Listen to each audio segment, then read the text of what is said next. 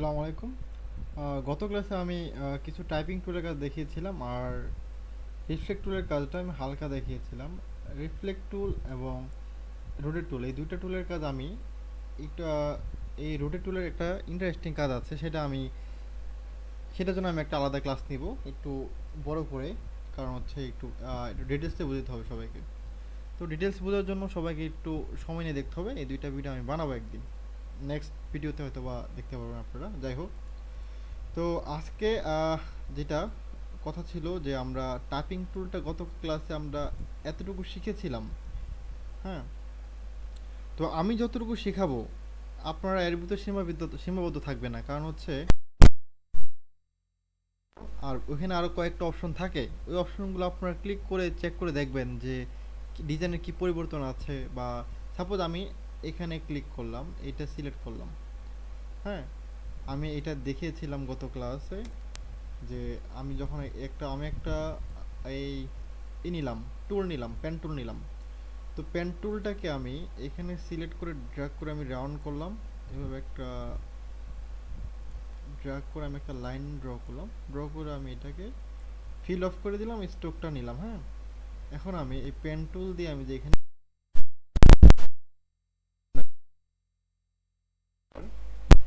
Line আকারে বাঁকা হয়ে যাবে, তাই না? এই যে, তো আমি যদি লিখি অ্যাডক্স জন ইউটিউব চ্যানেল, ওকে। তাহলে এই যে আমি এখানে এটা লিখলাম, লেখার পর আমি এই যে ক্যারেক্টারে ক্লিক করলাম। আমি গত ক্লাসে ক্যারেক্টারে ক্লিক করে আমি এই যে এই লেখাগুলো স্পেসটা দেখাইছিলাম, তাই না? এই যে, তো এখানে শুধু এইটুকু দেখিয়েছিলাম, কিন্তু এখানে আর অনেকগুলো অপশন আছে, সেগুলো আপনি ক্লিক করে দেখতে পারবেন কি হয়, তাই না? এই যে পিটি বাড়াবেন অথবা এভাবে অনেকগুলো অপশন আছে, এগুলো আপনারা ক্লিক করে করে চেক করে করে দেখবেন। তাহলে অনেক কিছু বুঝতে পারবেন, শিখতে পারবেন। কেমন? এই যে এখানে অনেকগুলো চিহ্ন দেখলে বোঝা যাচ্ছে এখানে আসলে কি করা যায়। এই অপশনগুলো আপনারা ক্লিক করবেন। হ্যাঁ, আমি যদি এটাকে একটু ক্লিয়ার করে দেখাই, আমি যেটা বোঝানোর চেষ্টা করছি সেটা হচ্ছে আমি এখানে টেক্সট নিলাম, নিয়ে আমি কিছু লিখলাম। এই যে এখানে দাগ চলে আসলো কেন? এটা হচ্ছে এই যে এটা সিলেক্ট করা, এইগুলো সব সিলেক্ট করা, আমি এগুলো সবগুলোকে উঠিয়ে দিলাম। হ্যাঁ, আচ্ছা, এখন আমি এটাকে সিলেক্ট করে আমি কিছু লিখলাম অ্যাডক্স জোন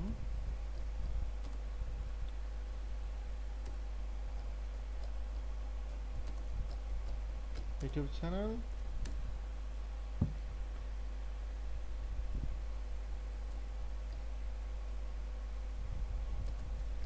আচ্ছা, এই যে আমি লেখাটা লিখলাম, এটা সিলেক্ট করলাম। সিলেক্ট করার পর আমি চাচ্ছি এই যে এইটুকুর উপরে কালার দেব রেড, এটুকুতে ব্লু, এইটুকুতে আবার দেব এটা ব্ল্যাকই থাকবে। তাহলে আমি কালারটা কিভাবে দিব? এই টেক্সট টুলে ক্লিক করলাম। টেক্সট টুলে ক্লিক করে আমি যে এটার উপর যখন আমি এখন স্কোয়ার আছে, তাই না? এই আমার মাউসের কার্সারটা দেখতে অনেকটা স্কোয়ারের মতো, তাই না? তো আমি এটাকে যখনই আমি এটাকে আমার এই লেখার উপরে আনবো, তখন এটাই চেঞ্জ হয়ে একটা কার্সারের মতো, একটা ওই দাগের মতো হয়ে গেছে। এইটাই মেক শিওর করে যে আমি এখানে মাউসের লেফট বাটন ক্লিক করে ধরে ড্র্যাগ করলে এটা সিলেক্ট হয়ে যাবে। এখন যদি আমি এখানে ক্লিক করে কোনো কালার দিই, রেড কালার দিলাম, এটা রেড কালার হয়ে গেল। এখন আমি আবার এখানে মাউস পয়েন্টার রেখে এটাকে ড্র্যাগ করলাম, এটা আমি ব্লু কালার দিতে চাইলে ব্লু কালার দিলাম। এই যে, হ্যাঁ, এভাবে আমি কালার চেঞ্জ করতে পারবো। আর আমি যাচ্ছি এই লেখার থেকে এই লেখা, এটা দূরত্বটা অনেক বেশি হয়ে গেছে, এটা কিভাবে কমাবো? ক্যারেক্টার থেকে আমি এখানে অনেকগুলো অপশন পাবো। এই যে এখান থেকে আমি এটা আমি একটু কমাই দিতে পারি। আচ্ছা, এটা 10-এ আছে। আচ্ছা, এখান থেকে আমরা দেখলে বুঝতে পারবো। এই যে এখান থেকে আমরা অনেকগুলো অপশন আছে যেগুলো আমরা এই যে এখানে আমার এখান থেকে যে দূরত্বটা এটা 20 দেওয়া আছে, ঠিক আছে? তো আমি এটাকে কমানোর জন্য আমি ক্যারেক্টারে ক্লিক করলাম। ক্যারেক্টার থেকে আমি এটাকে একটু কমিয়ে দিই, দেখতে ভালো লাগবে। দেখুন, এইখান থেকে এটার দূরত্বটা কমে গেছে। তো এখানে আরও অপশন আছে, যে আমি যতটুকু শিখালাম এতটুকু সীমাবদ্ধ না থেকে আপনার এখান থেকে আরও কিছু ক্লিক করবেন, ক্লিক করে এগুলো দেখবেন। এই যে এটা বাড়াইলে কি হচ্ছে, স্পেস বাড়তেছে, এইটা 100% দেওয়া আছে, এটা বাড়াইলে কি বাড়তেছে, হ্যাঁ, লেখাগুলো আর কি এটা ওয়েড অনুসারে বেড়ে যাচ্ছে, তাই না, ওয়েড হয়ে যাচ্ছে আর কি। তারপর এই সার্কেলের ডিগ্রি এখানে ক্লিক করলে কি হচ্ছে, লেখাগুলো কেমন হয়ে যাচ্ছে, ডিগ্রি অনুসারে এটা বেঁকে যাচ্ছে, তাই না।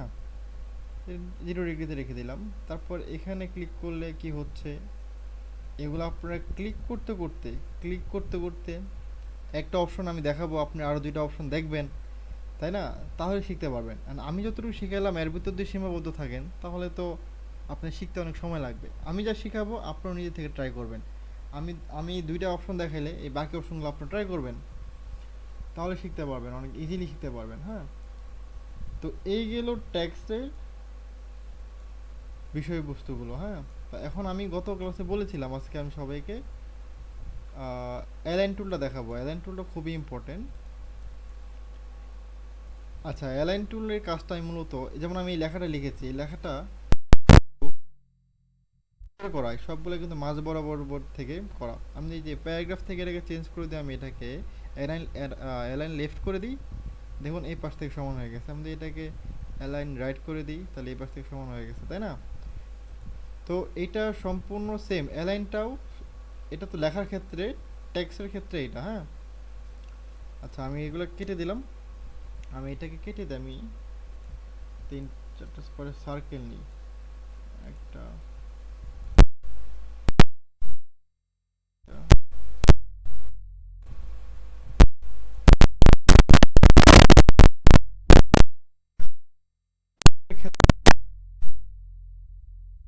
আমাকে কিন্তু এই লাইন বরাবর অনেক ডিজাইন, অনেকগুলো এলিমেন্টকে সমান করা লাগে।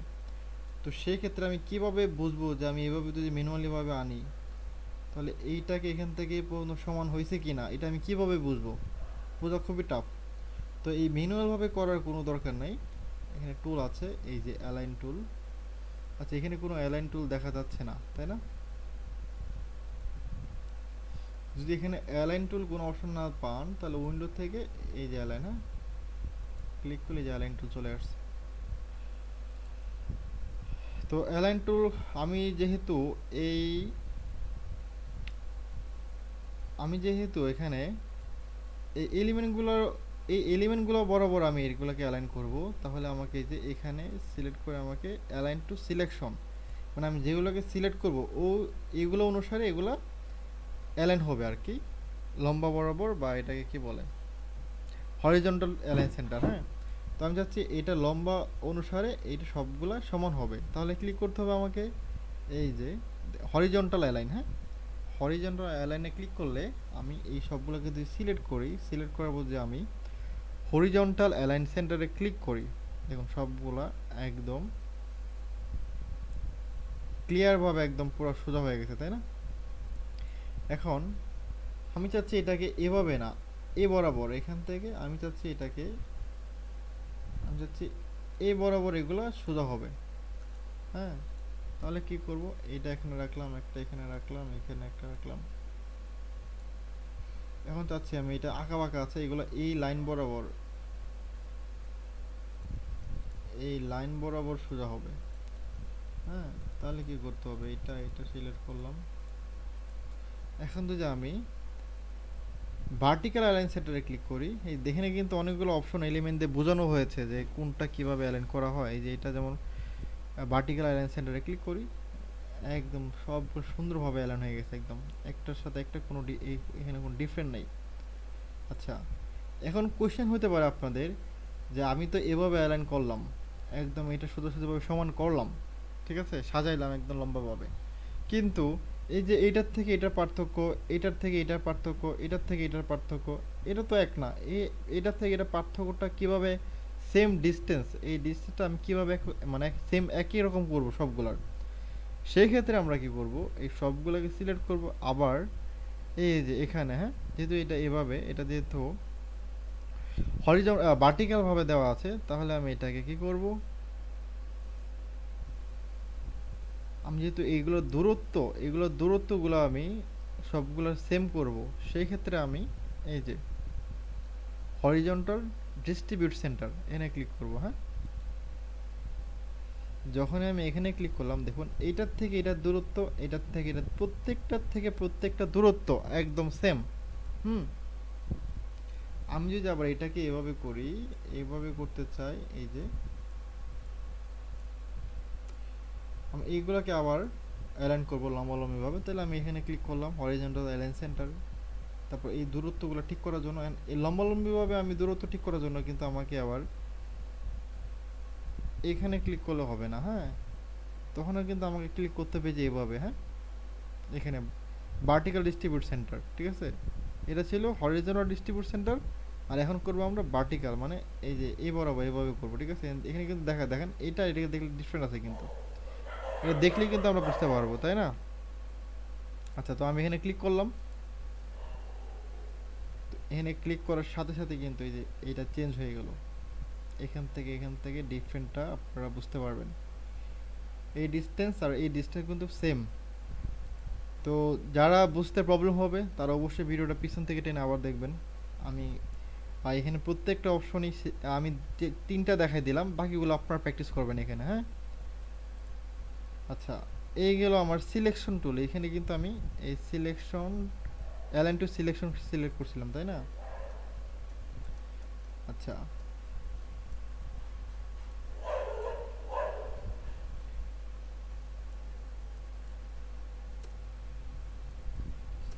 আচ্ছা,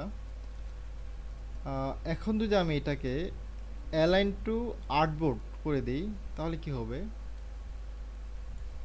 এটা কিন্তু একটা আর্টবোর্ড, তার মানে কি অ্যালাইন টু আর্টবোর্ড মানে এই আর্টবোর্ডটা অনুসারে অ্যালাইন হবে। তাহলে কি করবো, আমি এই সবগুলোকে আমি গ্রুপ করি, একটা দুইটা তিনটা চারটা, এই সবগুলোকে আমি গ্রুপ করতে চাচ্ছি। গ্রুপ করতে হলে আমাকে কি করতে হবে, গ্রুপ করতে হলে আমাকে যেটা করতে হবে, মাউসের রাইট বাটন ক্লিক করলাম, সবগুলো সিলেক্ট করে এই যে গ্রুপ, তাহলে একটা গ্রুপ হয়ে গেল, হ্যাঁ। এই যে আমি আবার বলি, গ্রুপ করার জন্য আমাকে সবগুলো সিলেক্ট করতে হবে। সিলেক্ট করার পর এই যে যেহেতু গ্রুপ করা আছে এই জন্য এখানে আনগ্রুপ লেখা আছে। আমি এগুলো কিন্তু যে আমি গ্রুপ করবো না, ভেঙে ফেলবো, তাহলে কি করতে হবে আমাকে, এই যে আনগ্রুপে ক্লিক করলেই ভেঙে যাচ্ছে, তাই না। এই যে এখন আবার সিঙ্গেল সিঙ্গেল হয়ে গেছে। আমি যাচ্ছি এই দুইটাকে গ্রুপ করব, তাহলে আমি যে গ্রুপ ক্লিক করলাম, বাস গ্রুপ হয়ে গেলো, এই যে, হ্যাঁ। আমি যদি সবগুলোকে গ্রুপ করবো আবার এই যে গ্রুপে ক্লিক করলাম, সবগুলো গ্রুপ হয়ে গেল, একত্রে হয়ে গেল, হ্যাঁ। এখন আমি চাচ্ছি এটা এই আর্টবোর্ড অনুসারে অ্যালাইন হবে, তাহলে কি করব, এখানে ক্লিক করব, এই যে আর্টবোর্ড অনুসারে অ্যালাইন হয়ে যাচ্ছে। আমি যাচ্ছি এটা আর্টবোর্ড অনুসারে এই পাশে চলে যাবে, এই যে এই পাশে চলে গেলাম। আমি চাচ্ছি এটাকে এটা আর্টবোর্ড অনুসারে আর্টবোর্ড অনুসারে এটাকে হরিজন্টাল অ্যালাইন সেন্টার হবে, এই যে এখানে হয়ে গেল, এই আর কি। এখন যদি আমি এটাকে চেঞ্জ করে আবার সিলেকশন করে দিই, অ্যালাইন টু সিলেকশন, তাহলে আমি এটাকে আবার এটা এখানে অ্যালাইন আনগ্রুপ করে দিই, এই যে, হ্যাঁ। আমি যখন আবার এটাকে আবার এই যে এটা করে দিই, দেখুন আবার অ্যালাইন হয়ে গেছে। আমি এটাকে তুই যে আবার অ্যালাইন টু ডিস্ট্রিবিউট করি, তাহলে এটা আবার ডিস্টেন্স আকারে এটা আবার সেম হয়ে গেল, ডিস্টেন্সটা সেম হয়ে গেল, তাই না। এই যে আমি আবার দেখাই, আনগ্রুপ করলাম, গ্রুপ সবগুলোকে সিলেক্ট করলাম, তারপর অ্যালাইন সেন্টার করলাম, তারপর আমি এটাকে আবার সিলেক্ট করলাম, তারপর এখানে ক্লিক করে ভার্টিক্যাল ডিস্ট্রিবিউট সেন্টারে ক্লিক করলাম, আর সবগুলো ডিস্টেন্স একটার থেকে আর একটা ডিস্টেন্স সবগুলো সেম। তো আজকে এতটুকুই, আগামী ক্লাসে নতুন কিছু শেখাবো, আশা করি ভালো থাকবেন। আসসালামু আলাইকুম।